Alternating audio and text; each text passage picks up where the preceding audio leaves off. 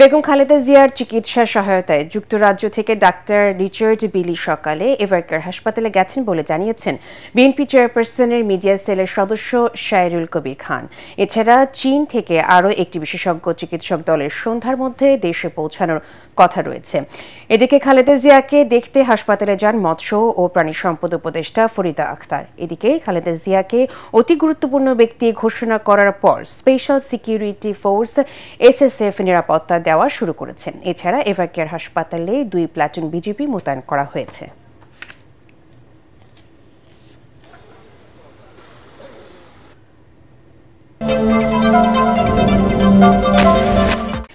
দেশবাসীর দোয়ায় বেগম খালেদা জিয়া দ্রুত সুস্থ হয়ে আবারও দেশের অগ্রযাত্রায় নেতৃত্ব দেবেন বলে আশা প্রকাশ করেছেন বিএনপির সিনিয়র যুগ্ম মহাসচিব রুহুল কবির রিজভী।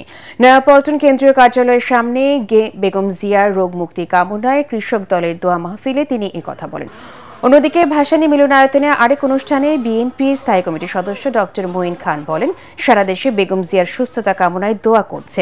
তিনি বলেন, মানুষের ভালোবাসা দোয়ায় বেগম জিয়া দ্রুত সুস্থ হয়ে আবারও জাতীয়তাবাদী শক্তির নেতৃত্ব দেবেন। বেগম জিয়ার অসুস্থতা নিয়ে কোনো ধরনের গুজব, অপতথ্য থেকে সতর্ক থাকতে সবার প্রতি আহ্বান জানান বিএনপির সিনিয়র নেতারা। সব মশার বিরুদ্ধে সুরক্ষা দিতে এলো বসুন্ধরা এক্সট্রিম অ্যারোসল, মশার বিরুদ্ধে এক্সট্রিম সুরক্ষা। স্বৈরাচার আওয়ামী লীগ বিদায়ের পরে যখন তিনি কারামুক্ত হয়েছেন, তারপরেও তার শরীর কিন্তু ভেঙে গিয়েছিল।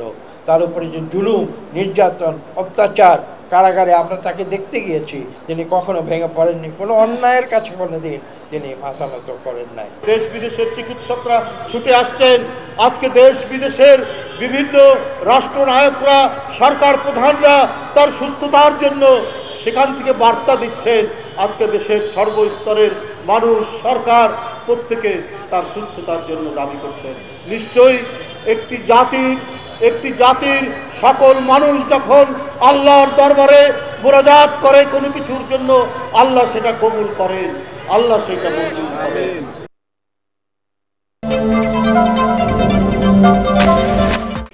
ফেব্রুয়ারির নির্বাচন ঐতিহাসিক ও উৎসব মুখর করতে সশস্ত্র বাহিনী বড় ভূমিকা রাখবে বলে আশা প্রকাশ করেছেন প্রধান উপদেষ্টা ডক্টর মোহাম্মদ ইউনুস। মিরপুর সেনানিবাসের ন্যাশনাল ডিফেন্স কোর্স ও আর্মড ফোর্সেস ওয়ার কোর্সের সমাপনী অনুষ্ঠানে তিনি এই আশা প্রকাশ করেন। দেশের উন্নয়ন ও জাতীয় স্বার্থ রক্ষায় নিজেদের জ্ঞান ও প্রজ্ঞার সর্বোচ্চ প্রয়োগ নিশ্চিত করতে সশস্ত্র বাহিনীর সদস্যদের প্রতি আহ্বান জানান প্রধান উপদেষ্টা।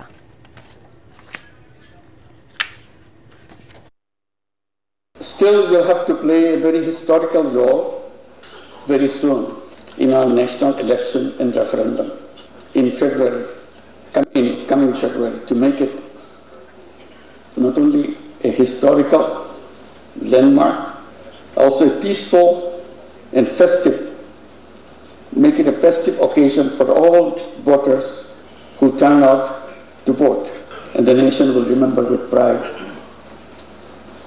They really had a historical occasion to turn the country around.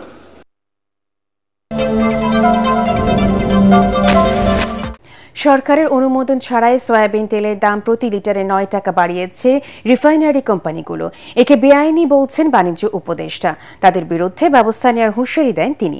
জানান, সরকারের সম্মতি ছাড়া অত্যাবশ্যকীয় পণ্যের দাম বাড়ানোর সুযোগ নেই। সয়াবিন তেলে বাড়তি দাম ভোক্তাদের ওপর চাপ বাড়াবে বলে মনে করছেন কনজিউমার্স অ্যাসোসিয়েশন অব বাংলাদেশ ক্যাবের AHM শফিকুজ্জামান। বেআইনি কাজের জন্য রিফাইনারি কোম্পানিগুলোর বিরুদ্ধে আইন অনুযায়ী ব্যবস্থা নেওয়া উচিত বলে মনে করছেন তিনি।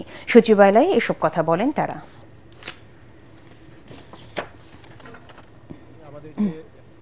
ওনারা যে দামে আজকে বাজারে বিক্রি করছে সেখান থেকে প্রায় 20 টাকা কম 20 টাকা কমে আমাদেরকেই তেল দিয়েছেন। বাজারে 20 টাকা বেশি দামে তেল দেওয়ার কোনো কারণ, আমি তো যৌক্তিক কোনো কারণ খুঁজে পাচ্ছি না। আমরাও জিনিসটা শুনবো, বুঝবো, বুঝে যৌক্তিক যদি যে সমাধান সেটাতেই যাব। তারা এই 9 টাকায় যে বাড়িয়ে দিল, সেটি বাণিজ্য মন্ত্রণালয়ের সাথে যদি কনসাল্ট না করে করা হয়, সেটা আমি বলবো যে আইনের ব্যত্যয়। এই ক্ষেত্রে যেটা আছে ভোক্তা অধিকার আইন, কম্পিটিশন কমিশন আইন, ইভেন যদি কেউ হোর্ডিং করে যেটা মাঝে মাঝে দাম বাড়ানো হয়, সেখানে স্পেশাল পাওয়ার একটা ব্যবস্থা আছে। আমরা সেই আইনের প্রয়োগটা দেখতে চাই। আগামীকাল 2 দিনের ভারত সফরে যাচ্ছেন রাশিয়ার প্রেসিডেন্ট ভ্লাদিমির পুতিন। 4 বছর পর প্রথমবার দিল্লিতে অনুষ্ঠিত শীর্ষ বৈঠকে যোগ দিতে পুতিনের সঙ্গে আসছেন তার প্রতিরক্ষামন্ত্রী আন্দ্রে বয়লসোভ ও ব্যবসায়ী শিল্প প্রতিনিধিদের একটি বড় দল। ধারণা করা হচ্ছে যুক্তরাষ্ট্রের চাপের কারণে সাম্প্রতিক বছরগুলোতে দুই দেশের জ্বালানি ও প্রতিরক্ষা বাণিজ্যে যে প্রভাব পড়েছে তা কাটিয়ে নতুন করে সম্পর্ক জোরদার করাই পুতিনের এই সফরের লক্ষ্য।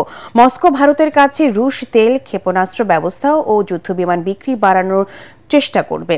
পুতিনের সফরের আগে দুই দেশের কর্মকর্তারা প্রতিরক্ষা, নৌপরিবহন ও কৃষি সহ বিভিন্ন বিষয়ে আলোচনা করেছেন। বিশ্লেষকরা বলছেন, পুতিনের সফর ভারতের জন্য মস্কোর সঙ্গে বিশেষ সম্পর্কের শক্তি পুনরায় তুলে ধরার সুযোগ। তবে দেশ দুটির কোনো চুক্তি হলে মার্কিন প্রেসিডেন্ট ট্রাম্প পাল্টা প্রতিক্রিয়া দেখাতে পারেন এমন শঙ্কা রয়েছে নয়াদিল্লির।